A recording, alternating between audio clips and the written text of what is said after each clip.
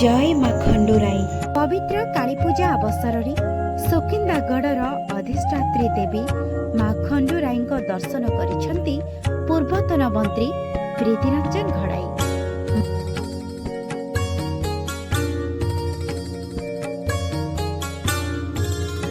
माँ निकट में आशीर्वाद भिक्षा करने सहित सुकिंदावासी शुभ मनासी।